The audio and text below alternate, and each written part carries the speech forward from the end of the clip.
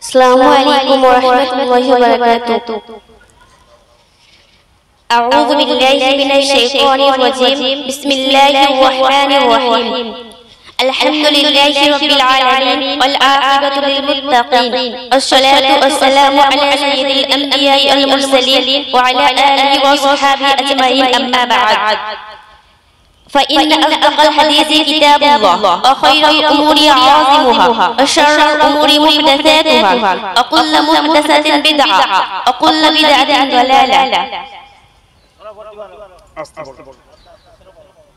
وكل ضلالة في النار. وبالسند المتصل بالله إلى الشيخ الإمام الحافظ الحجة أمير المؤمنين في الحديث أبي عبد الله محمد بن إسماعيل بن إبراهيم بن مغيرة بن بردزبة الجعفي اليماني البخاري رحمه الله تعالى. اللهم انفعنا بعلمه وعلومه أجمعين آمين يا رب العالمين. بسم الله الرحمن الرحيم.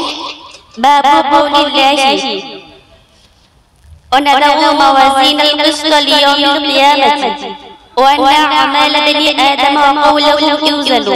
وقال مجاهد القسطاس العدل بالجومية ويقال القسط مصدر المقسط وهو العادل وأما القاسط فهو الجائر. وبه قال حدثنا أحمد بن أشكابة قال حدثنا محمد بن فضيل عن عمرة بن القعقاع عن أبي زرعة عن أبي هريرة رضي الله تعالى عنه قال قال النبي صلى الله عليه وسلم كلمتان حبيبتان إلى الرحمن خفيفتان على اللسان ثقيلتان في الميزان سبحان الله وبحمده سبحان الله العظيم.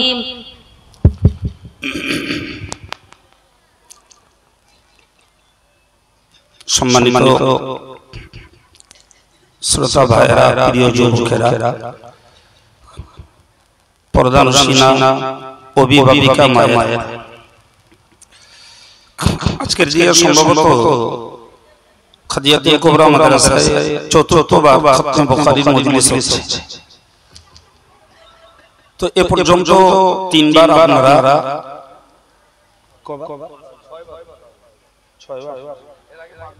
আচ্ছা যাই হোক, তো সংখ্যাটা আমার অবিস্মরণে ঠিক হয়নি।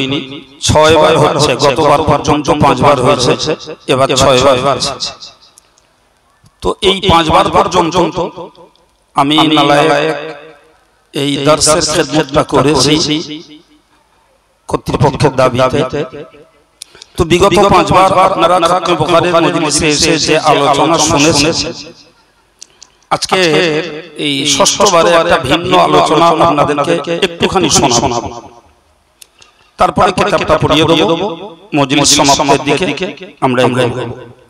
ভাই, যে ভিন্ন কথাটা আপনাদেরকে শোনাবো সেটা হলো যে আমাদের একটা মেয়ে আপনাদের কাছে বুখারী শরীফের আজকের শেষ সবকের অংশটুকু তেলাওয়াত করে শুনিয়েছে। এর ভিতর দিয়ে আপনারা না বুঝলেও আলেমরা বুঝেন, তার উচ্চারণ পদ্ধতি, গ্রামাটিক্যাল ভাবে তার শুদ্ধ অশুদ্ধ, পড়ার যে পরীক্ষা নিরীক্ষা, এই সবগুলি এর মধ্যে থেকে বিবেচিত।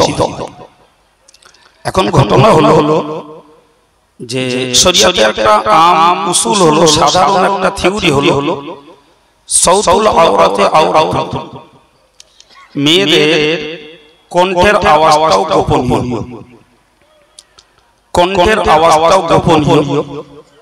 ফলে আমরা যে খাদিয়ার মতো একটি শিক্ষা কেন্দ্র থেকে এই মেয়েদের একটু পড়তে দিই, যেখানে আপনারা উপস্থিত থাকেন এবং তাদের পড়াটা শ্রবণ করেন, এটাই দর্স দেয়ার নিয়ম।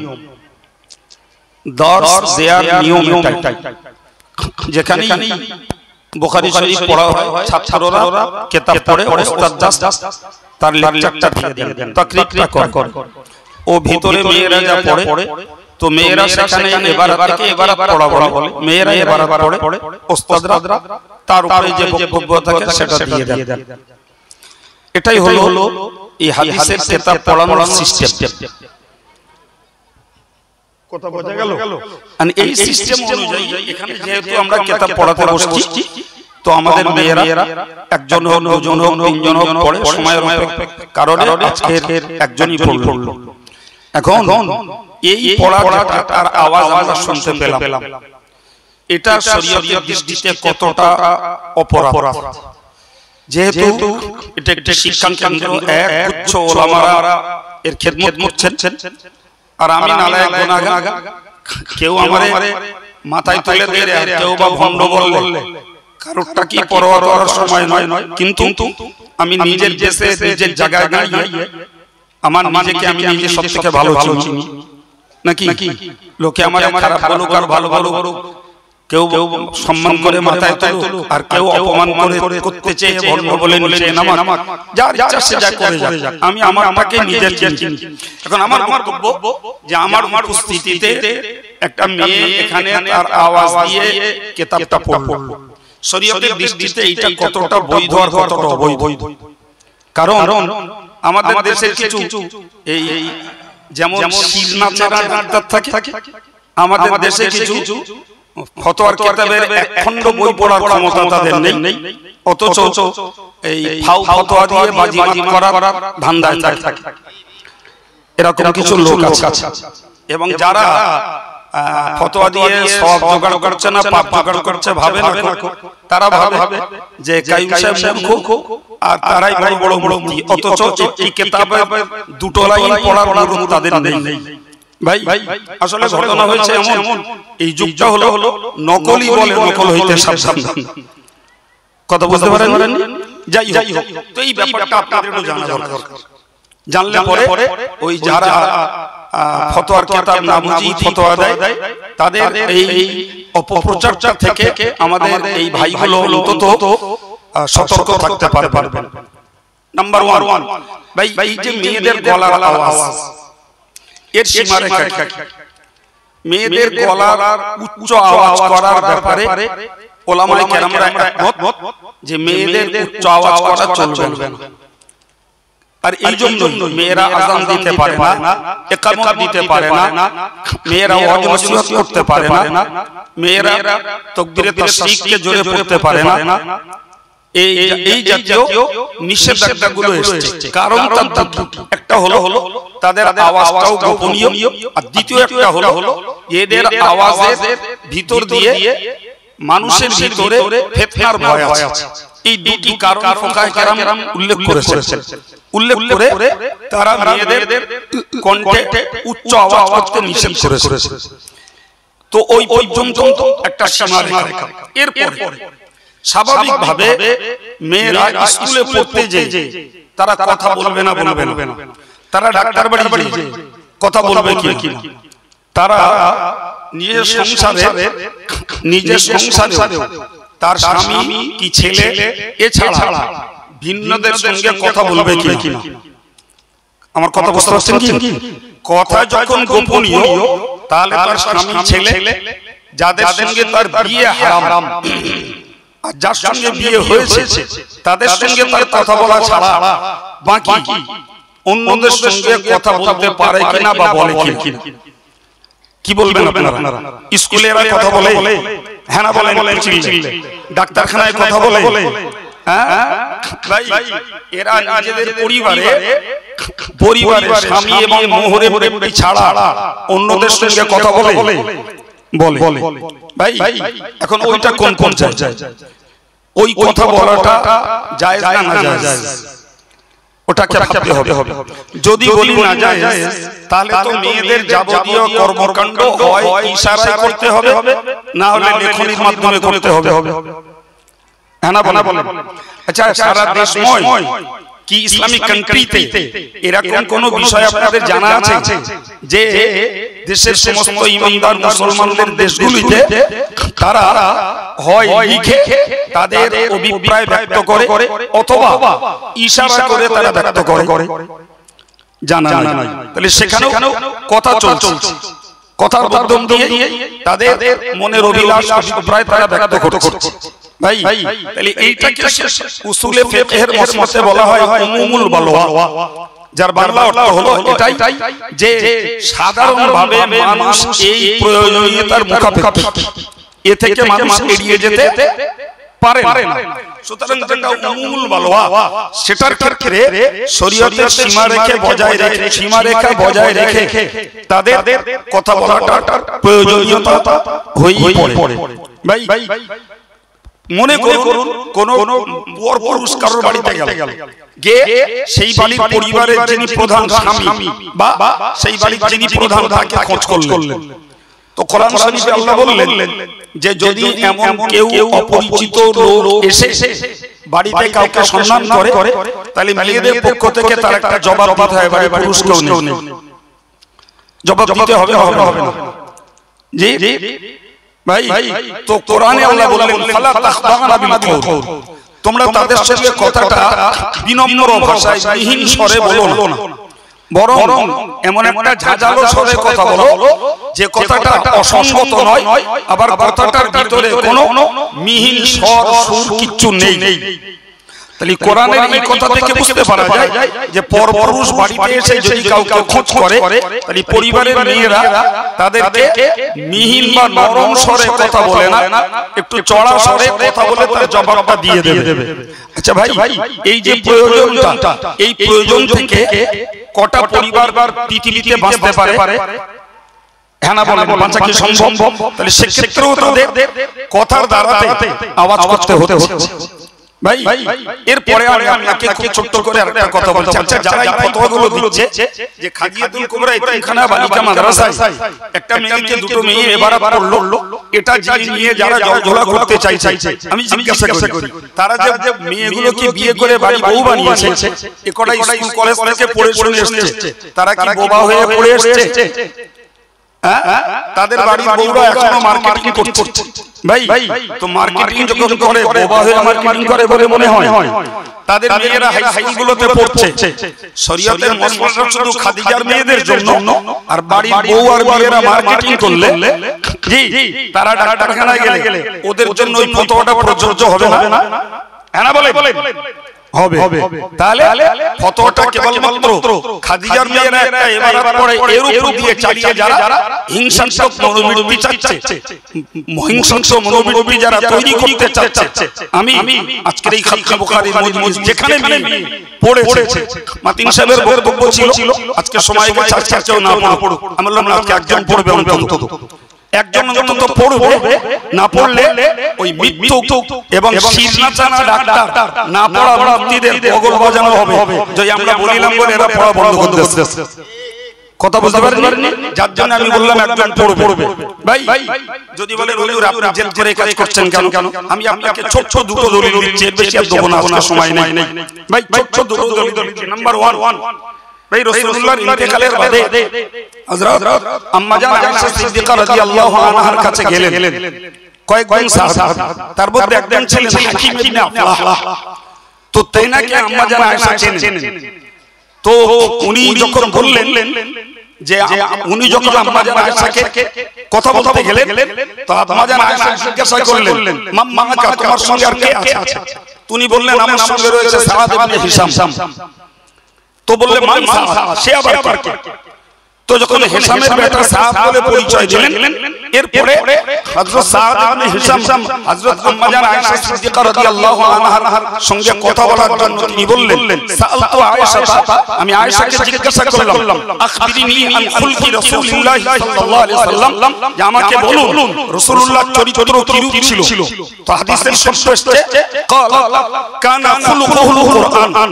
আম্মা জান আয়েশা বললেন যে রাসূলের চরিত্রটাই হলো কোরআন শরীফ। এখন হাদিসের টুকরা, হাদিসটি উল্লেখ করা হয়েছে মুসনাদ আহমদের 25302 নম্বর হাদিস, মুসলিম শরীফের 820 নম্বর হাদিস। এই হাদিসটা উল্লেখ করা আছে এবং সহিহ সনদে বর্ণিত হয়েছে। সেখানে হাদিসের শব্দ এসেছে ক্বালা আম্মা জান আয়েশা বললেন। ভাই যেখানে হাদিসের শব্দ এসেছে আম্মা জান আয়েশা বললেন, তাহলে আয়েশার কথাটা ওই সাহাবীরা শুনেছেন না শোনেননি? চিল্লে বলে। তাহলে যদি ইলমে দ্বীনের জন্য আম্মা জান আয়েশার কথা শ্রবণ করা পরপুরুষ সাহাবীদের জন্য যদি জায়েজ হয়, ভাই এখানটায় মেয়েরা কি পড়ছে আর কি পড়ার যোগ্যতা তৈরি করেছে এটা ঠিক। আর কিতাব হাদিসের কিতাব পড়ানোর সিস্টেম যে মেয়েরা এবার পড়বে, ছেলেরা এবার পড়বে, তবে ওস্তাদ পড়াবেন। ভাই এখন আপনি বলুন হাদিসের ওই দলিলের ভিত্তিতে এটাকে আমি জেদ করে করছি না হাদিসের সমর্থন আছে ছেলে বলে ভাই। দুই নম্বর একটা প্রমাণ দিচ্ছি আপনাকে, কোরআন শরীফে আল্লাহ বলেছেন ইয়া আইয়ুহান নাবিয়্যু ইযা জাআকাল মুমিনাতু মুহাজিরাতুন ফামতাহিনুহুন্না। ওগো নবী, যখন মুহাজির মেয়েরা তোমার কাছে আসে তখন তুমি তাদেরকে পরীক্ষা করো। তারা একচল মুমিন, মুমিনা না মুনাফিক, কি তারা, তুমি এদেরকে পরীক্ষা করো।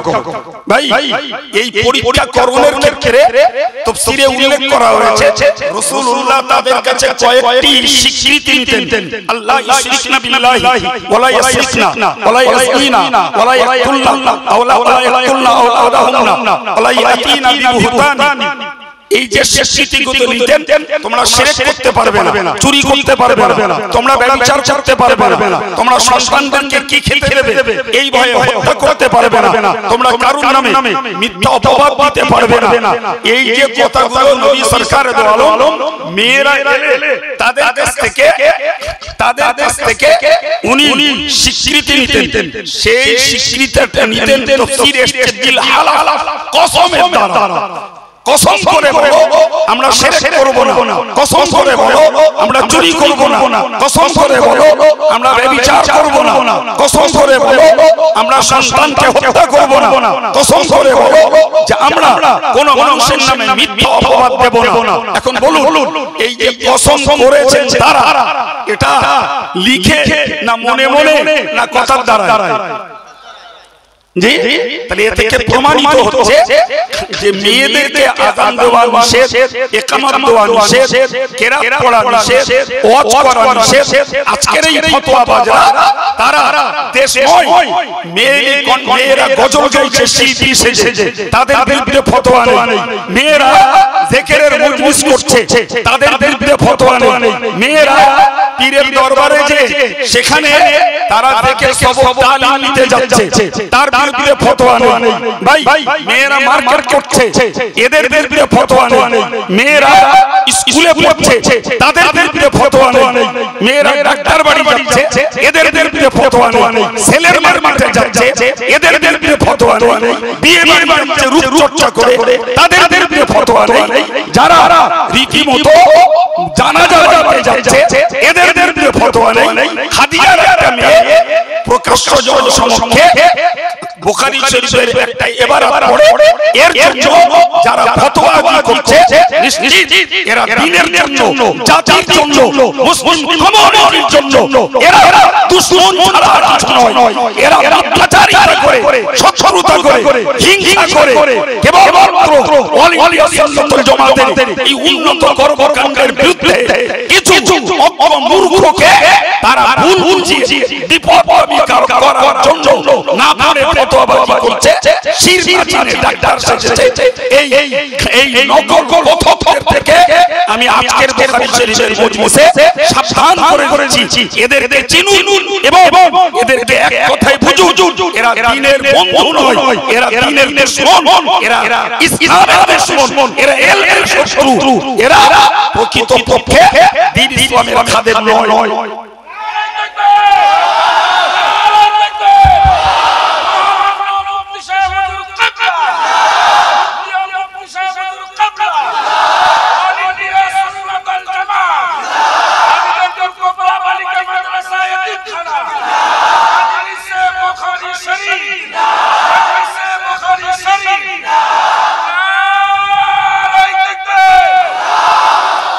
সম্মানিত ভাইরা, আমি কথাগুলোকে নরমালেও বলতে পারতাম, কিন্তু কথাগুলো বেশ খানিকটা টেম্পটেড হয়ে বলেছি। এই আমার উপস্থিতিতে মেয়েরা পড়ে বলে আমাকে বলা হয়েছে মূর্খ, কিচ্ছু জানে না। তো সে তাদের জ্ঞান অনেক বেশি, ফলে তারা আমাকে মূর্খ ভাবতে পারে। কিন্তু যেটাকে আমরা করছি বলতে পারা যায় ফর টেস্টিং, জি এটার উপরে যদি না যায় ফতোয়া কেউ দিয়ে থাকেন, আমি এতগুলো তাদের বাড়ির মেয়েরা আর মুসলিম কমিউনিটির মেয়েরা যে কাজগুলো করে শরীয়তের দৃষ্টিতে এমন বহু কাজ একদম খাঁটি নাজায়েজ, কোনটা হারাম, তার বিরুদ্ধে তাদের ফতোয়াবাজির রেকর্ড নাই। খাদিজার একটা মেয়ে বুখারী শরীফের একটা সবক 3 মিনিট পড়লে সেটা হয় দোষের সমালোচনা।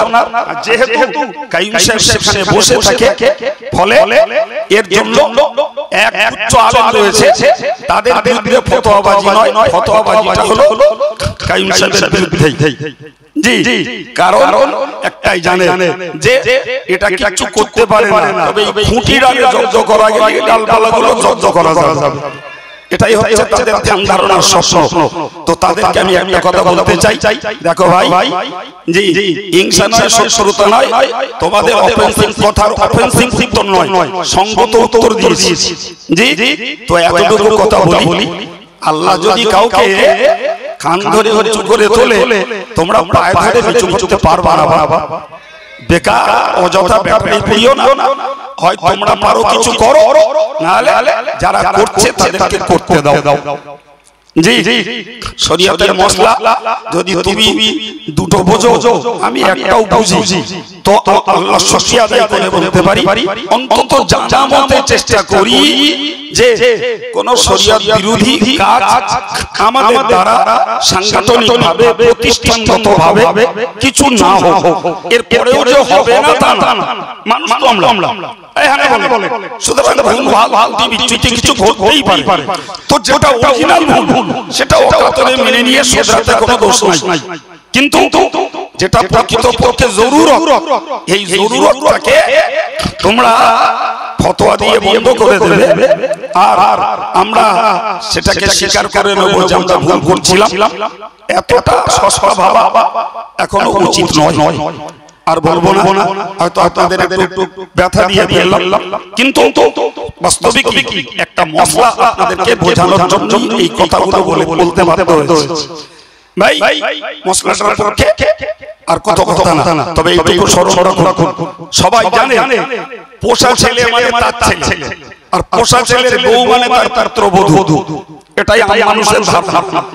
জি অথচ আমার আল্লাহ নবী সরকারে দো আলমের পোষা ছেলে যায়েদের স্ত্রী জয়নবকে যখন যায়েদ তালাক দিলেন, সেই পোষা ছেলের তালাকপ্রাপ্ত স্ত্রী জয়নবের সঙ্গে আল্লাহ রাসূলুল্লাহর বিয়ে দিয়ে দিলেন। কথা বুঝতে পারছেন?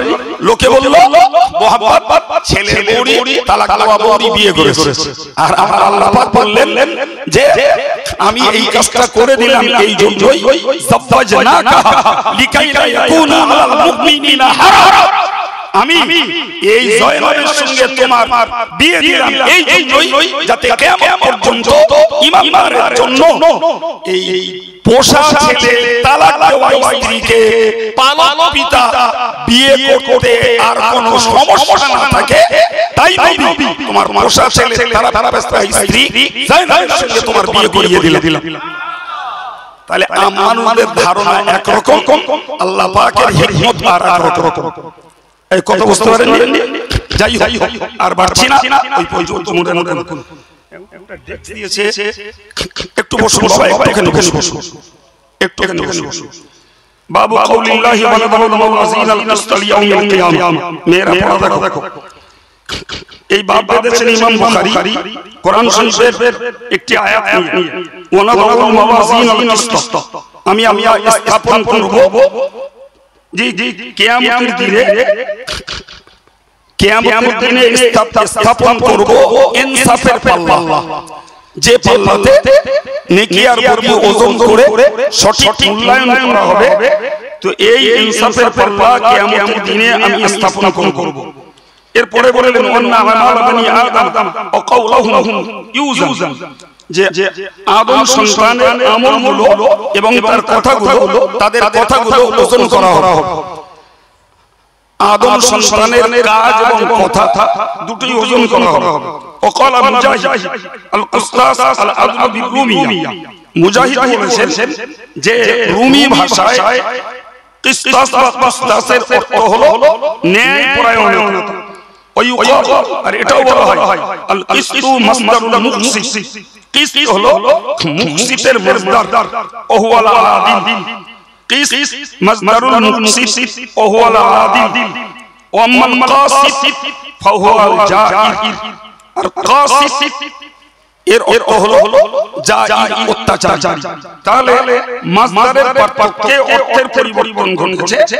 যে কিস শব্দটা মুকসিতের মাসদার বলা হয়েছে, তখন অর্থ হলো আদিল ন্যায়পরায়ণ।